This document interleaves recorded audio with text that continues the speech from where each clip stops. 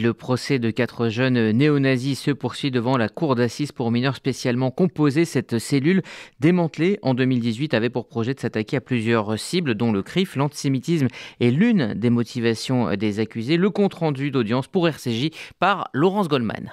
Il a beaucoup été question de juifs et d'antisémitisme hier devant cette cour d'assises pour mineurs.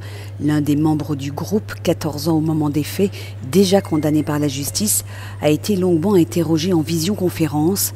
Il confirme les projets terroristes du groupe Waffenkraft, démantelé en septembre 2018 lorsqu'un marchand d'explosifs a prévenu la police. L'ancien gendarme Alexandre Gillet s'était procuré des explosifs. Le témoin, qui a écopé d'une peine d'emprisonnement avec sursis, évoque l'idéologie néo-nazie et néo-fasciste qui était la sienne à l'époque des faits et qui était partagée par les 4 membres du groupe jugés à ce procès. Il appartenait alors à un réseau dit de jeunesse Goyim. Goyim, ce sont les non-juifs en hébreu, lui demande Patrick Lugman, l'avocat du CRIF. Oui, répond-il. Votre peur primale, c'était la communauté juive, poursuit l'avocat. Réponse, oui. Selon les théories néo-nazies, ce seraient des groupes qui conspirent contre l'Europe pour la contrôler. Quand on veut se débarrasser de l'influence juive en France, qui doit-on viser ? Demande maître Klugman. Et le jeune homme, âgé aujourd'hui de 19 ans, répond. Dans le groupe Waffenkraft, on parlait d'attaques Molotov contre des institutions comme le CRIF et la LICRA.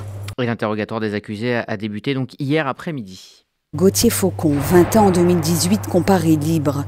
Il reconnaît son adhésion à l'époque des faits à l'idéologie nazie, une adhésion qu'il regrette aujourd'hui. Dans son ordinateur, la police a retrouvé des contenus violents, des photos d'un négationniste, de Simone Veil ou encore des vidéos de Dieudonné. On lui montre des photos prises lors d'un voyage à Auschwitz.